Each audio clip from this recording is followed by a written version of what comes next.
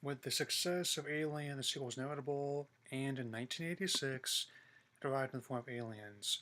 While following a great film like Alien was no easy task, so I took everything I worked about the first film, I finally did, and turned it into my favorite entry in the franchise. Wanted to do for ages, let's open it up. Picking up from the events of the previous film, we rejoined Ellen Ripley playing against Sigourney Weaver, and her return trip was intended in the last 6 weeks, but her wailing retaliate when she's been in status for 57 years. It's only 50 more than it took to make the movie. My story is dismissed by executives Wayland Yutani. I submit this plot point regarding the corporate corruption is relevant now, if not more than was in 1986. Just well Ripley's reaction toward them. The accused just dropped sharply while I was away. There was an incident that took place in the same place in the first film, LV-426. There's also a new android named Bishop playing Lance Henriksen. While Ripley is obviously skeptical based on what happened with Ash before, Bishop assures her that he's a more advanced model than him. Can't imagine what's going to happen with Awakening, but I'm eager to see more Michael Fassbender with that in mind.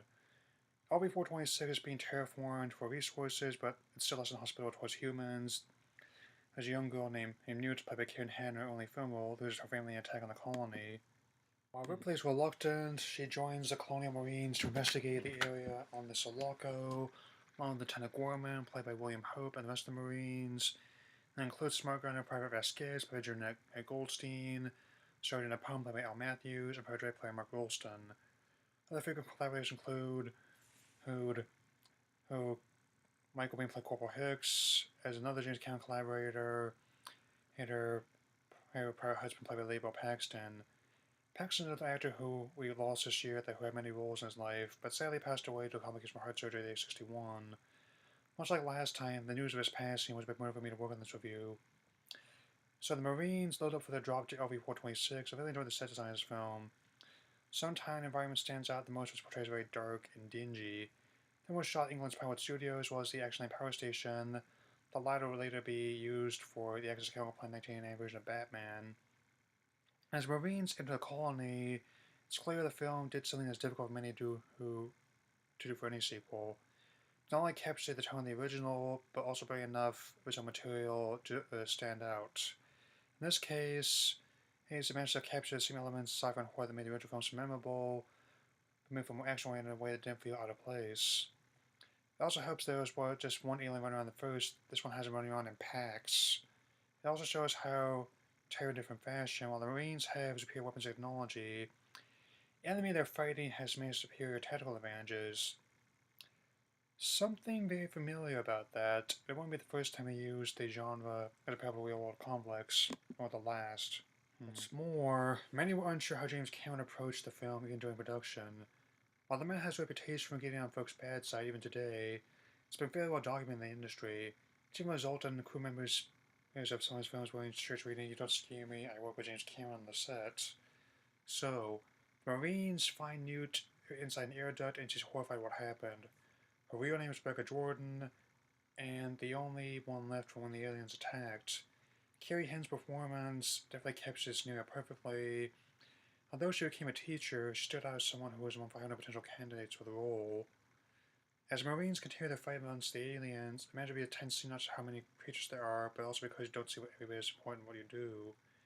Marines all don't realize the danger until it's too late, so the deaths of many of their units, including Apone. It also turns out that Hudson's famous Buckle line was non-script improvised by Bob Paxton. It's become one of the most memorable parts of the film as a result. So, with dwindling supplies and few options left, his getting order to take off nuclear segment orbit so the objections of Burke by Paul Reiser.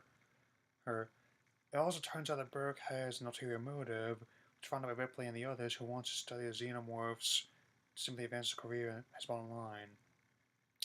So not really a stretch anymore. When Ripley finds out she's livid and Burke responds by using her as newest hosts. I won't be getting the next couple films just yet, but once I do finish Alien Resurrection, I have some choice words for a certain scene. You know the one. So, Burke is killed, and Ripley and Bishop decide to use the Sulaco to continue the plan destroying the colony. Ultimately, the Marines are killed until only Ripley, Newt, and Bishop remain. Ripley makes a mad dash to save Newt, and comes face to face with the massive alien queen. Even in an age where CGI can do many great things, I definitely love the impressive design work that Stan Winston brought to the table with this creature. but essentially the film's final boss of sorts. It's not hard to see how this film influenced many video games such as Metroid, Contra, and Doom. That last one was originally going to be a tie-in, but since id Software couldn't clear the red tape, they made it their own thing. Naturally, adding Xenomorphs was one of the most popular mods as a result. While Ripley, Newton, Bishop were able to evacuate the LV-426, Bishop is torn in half by the Queen, leading to a final battle between Ripley and the Queen with the power load robotic suit from the earlier. As the Queen tries to make a move on Newt, Ripley supports her, declaring, "Get away from her, you bitch!" Even though those are going on the site lately, I just refuse it since it's an awesome line. Likewise, the final battle is very impressive, a culmination of suitmation, model work, and fight choreography. As Ripley, since the Alien Queen blasts with the airlock at the cost of one of her Reebok, find the alien stompers and her loader. Even in the future, due to support placement. And the scene has also been parodied many times in shows such as Kolyoko, South Park Animaniacs, and countless others.